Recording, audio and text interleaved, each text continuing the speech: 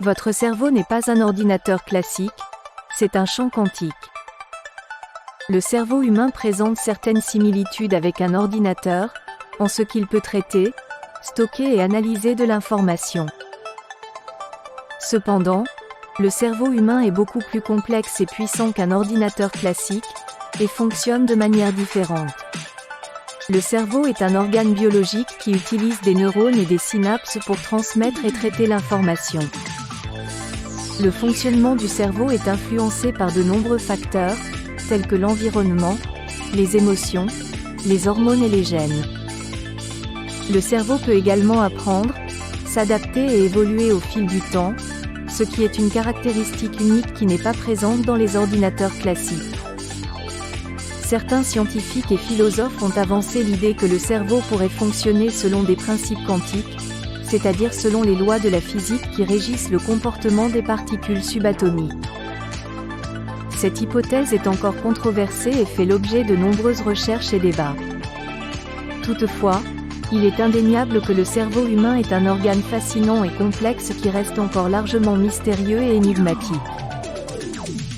En examinant nos esprits à un niveau quantique, nous les changeons, et en les changeant, nous changeons la réalité qui les façonne. La pensée et l'attention peuvent avoir un impact sur notre perception de la réalité et sur notre comportement. La manière dont nous percevons le monde et nous-mêmes peut être influencée par nos croyances, nos émotions et nos attitudes.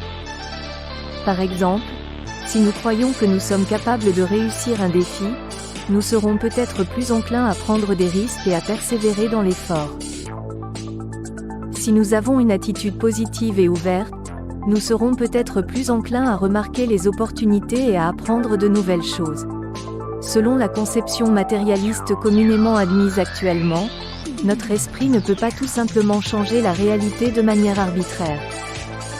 La réalité est déterminée par des lois physiques et des événements indépendants de notre esprit, et notre pensée et notre attention ne peuvent pas les altérer de manière significative.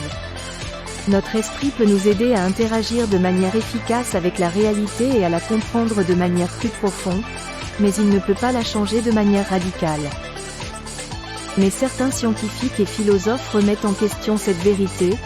Les avancées récentes notamment dans le domaine de la physique quantique tendent à montrer que la réalité serait en fait beaucoup plus subtile. C'est le cas de Deepak Chopra qui a sorti récemment un ouvrage méta-humain. Il est courant d'utiliser le terme méta-humain pour décrire un individu qui réalise son plein potentiel et dépasse ses limitations mentales ou physiques. Cela peut inclure la réalisation de succès professionnels, la réalisation de soi et la croissance personnelle, ainsi que l'accès à un état de conscience supérieur. Deepak Chopra, auteur et médecin ayurvédique, soutient que l'éveil spirituel et la pleine conscience peuvent aider les individus à atteindre cet état de méta-humanité. Selon lui, en dépassant nos croyances limitantes et en libérant nos conditionnements mentaux, nous pouvons accéder à un état de conscience supérieur et vivre une vie plus significative et épanouissante. Il faut noter que le concept de méta-humanité peut varier d'une personne à l'autre et qu'il n'y a pas de définition unique de ce qu'il signifie réellement d'être méta-humain. Cela dépend de vos propres croyances et valeurs, ainsi que de votre propre chemin de croissance personnelle. L'irrationalité de la pensée humaine qui est notre mode de fonctionnement par défaut a longtemps tourmenté le monde de la psychologie. Lorsque nous demandons à quelqu'un comment il va, il répond généralement par « bien » ou « pas bien ». Mais si quelqu'un a participé à un événement spécifique, par exemple une réunion avec des collègues, quand on lui demande comment sa réunion s'est déroulée, la réponse est souvent affinée, allant d'affreux à excellent. Il n'est pas rare qu'en l'espace de seulement quelques phrases nous nous contredisions. Nous allons bien mais notre ressenti concernant la réunion qui vient de se dérouler nous fait nous sentir affreusement mal.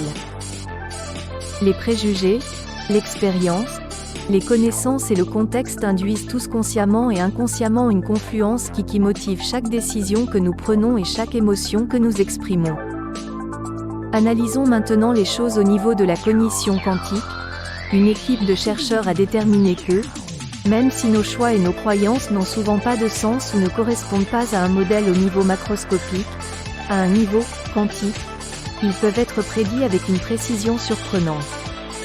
En physique quantique, l'examen de l'état d'une particule modifie l'état de la particule, de même, l'effet d'observation influence la manière dont nous pensons et plus précisément ce sur quoi nous nous focalisons au moment où nous sommes l'objet d'une observation. La théorie de la cognition quantique ouvre des champs de la psychologie et des neurosciences pour comprendre l'esprit non pas comme un ordinateur linéaire, mais plutôt comme un univers élégant. La théorie de la cognition quantique est une théorie hypothétique qui suggère que la cognition humaine peut être comprise comme étant influencée par des phénomènes quantiques dans le cerveau. Cette théorie est encore en développement et n'a pas été largement acceptée par la communauté scientifique. Elle reste controversée et est souvent critiquée pour manquer de preuves solides. Elle suggère une vision de l'esprit qui diffère de celle de l'ordinateur linéaire classique. Selon cette théorie, l'esprit pourrait être capable de traiter des informations de manière non linéaire et de façon plus complexe qu'un ordinateur classique. Cependant, il est important de noter que cette théorie reste hypothétique et n'a pas été prouvée de manière concluante. Il est également important de noter que la cognition humaine est un sujet complexe et multifactoriel qui implique de nombreux processus et mécanismes différents, et il est peu probable qu'une seule théorie puisse tout expliquer de manière complète. Les neurosciences et la psychologie utilisent de nombreuses approches différentes pour comprendre l'esprit et ses fonctionnements, et il est important de continuer à explorer et à évaluer toutes les hypothèses et les théories de manière critique et rigoureuse. Dans l'exemple de la réunion, si quelqu'un demande « Ça s'est bien passé ?», nous pensons immédiatement à la façon dont elle s'est déroulée. Cependant, si l'on nous pose cette question « Étiez-vous nerveux à propos de la réunion ?», on se souvient peut-être que c'était assez effrayant de faire une présentation devant un groupe. L'autre concept emprunté à la cognition quantique est que nous ne pouvons pas avoir simultanément des idées incompatibles dans notre esprit.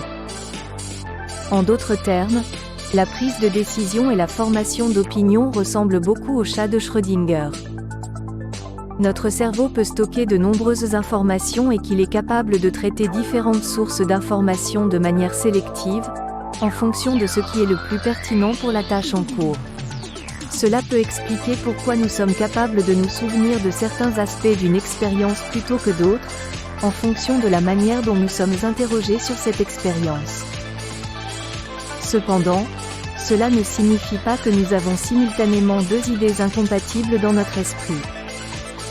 Nous avons simplement accès à différentes sources d'informations et nous sommes capables de les traiter de manière sélective. La théorie de Schrödinger sur le chat est un exemple de paradoxe qui a été utilisé pour illustrer certaines des propriétés étranges de la physique quantique. De plus en plus de scientifiques, philosophes et penseurs estiment qu'elle pourrait être appliquée de manière directe à la cognition humaine. La théorie de la cognition quantique n'a pas été totalement acceptée par la communauté scientifique et reste encore controversée. La théorie de la cognition quantique ouvre les champs de la psychologie et des neurosciences pour comprendre l'esprit non pas comme un ordinateur linéaire, mais plutôt comme un univers élégant. Mais l'idée que la pensée et l'existence humaine sont richement paradoxales existe depuis des siècles. De plus les scientifiques et les universitaires explorent la rationalité irrationnelle de nos esprits, plus la science se rapproche de la logique déroutante au cœur de chaque religion. Le bouddhisme, par exemple, est fondé sur des énigmes telles que « La paix vient de l'intérieur ». Ne le cherchez pas sans lui. Et, dans le christianisme, le paradoxe selon lequel le Christ était à la fois un homme de chair et de sang et le Fils de Dieu est la métaphore centrale de la foi. La prise de décision et la formation d'opinion présentent de nombreuses ressemblances avec le chat de Schrödinger. Pendant des siècles, les textes religieux ont exploré l'idée que la réalité s'effondre une fois que nous avons dépassé nos perceptions superficielles de celle-ci, et pourtant, c'est à travers ces ambiguïtés que nous en comprenons davantage sur nous-mêmes et sur notre monde. Dans l'Ancien Testament, Job assiégé implore Dieu d'expliquer pourquoi il a enduré tant de souffrances. Dieu répond alors d'un air interrogateur. « Où étais-tu quand j'ai posé les fondations de la terre ?» Job 38/4. La question semble absurde. Pourquoi Dieu demanderait-il à une personne dans sa création où elle se trouvait lorsque Dieu lui-même a créé le monde ? Mais ce paradoxe n'est guère différent de celui du célèbre défi lancé par Einstein au « principe d'incertitude » de Heisenberg. Dieu ne joue pas au dé avec l'univers. Comme le rétorque Stephen Hawking, même Dieu est lié par le principe d'incertitude parce que si tous les résultats étaient déterministes, alors Dieu ne serait pas Dieu. Le fait qu'il soit le joueur invétéré de l'univers est la certitude imprévisible qui le crée.